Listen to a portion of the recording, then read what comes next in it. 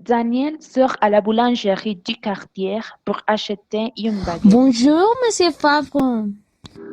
Excuse-moi, mademoiselle Verdoux, mais pour votre bien-être, on ne veut pas offrir des services aux personnes comme vous. S'il vous plaît, n'entrez pas. Comme moi? Comment ça?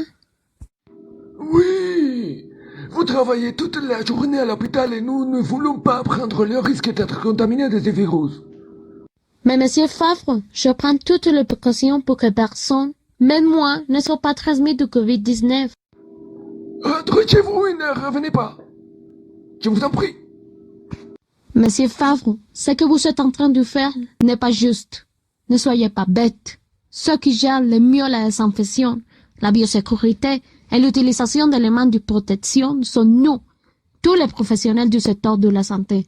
Je ne mets pas votre santé en danger. Non, rentrez chez vous.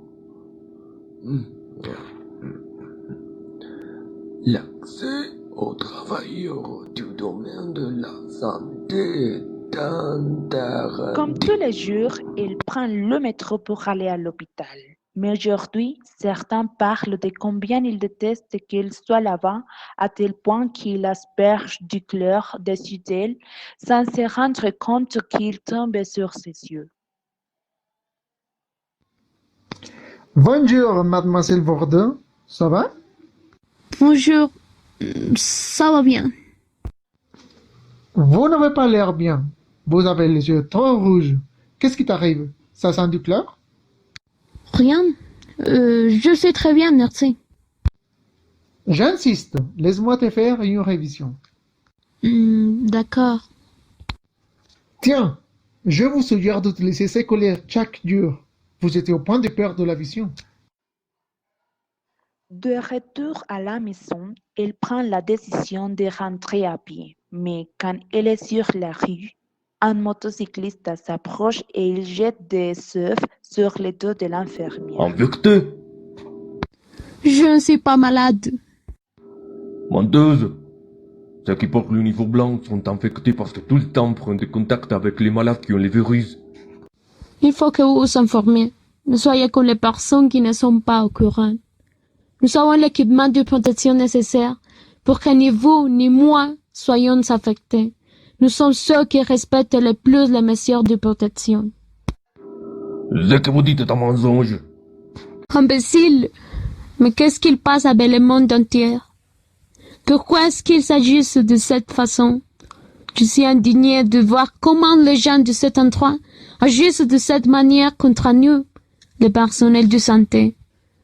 En fait, nous sommes ceux qui prennent le plus soin pour ne pas être contaminés avec cette infection. L'infirmière retourne à sa maison très triste et se dirige vers sa chambre et commence à écrire dans son journal intime. Le lendemain, elle trouve dans la porte de sa maison un panneau. Morte de peur, elle marche rapidement pour aller à son travail. Aussitôt que sa journée de travail a fini, elle retourne chez elle. Mais quelqu'un s'approche sans qu'elle se réalise. Vous ne savez pas lire, n'est-ce pas? Cette personne a jeté un tir sur sa tête et elle tombe sur le sol et l'homme échappe. La famille de l'infirmière arrive là-bas aussi.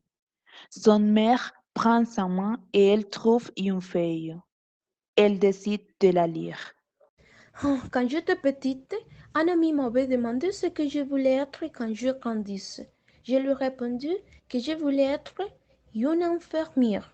Mon ami était un peu pensif. Il m'a dit, petite fille, je vous conseille d'être courageuse et d'être bien passionnée de ce métier parce que c'est un chemin si difficile. Un jour, les personnes sont reconnaissantes, elles vous aiment, mais il y a d'autres jours que l'antipathie arrive chez elles et oublie des rangs justes que vous avez faits au monde.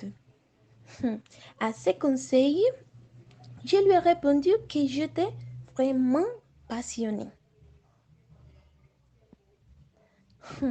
Je comprends maintenant le monde de mon ami. Les jours de virus sont arrivés pour tuer les grands héros de l'humanité.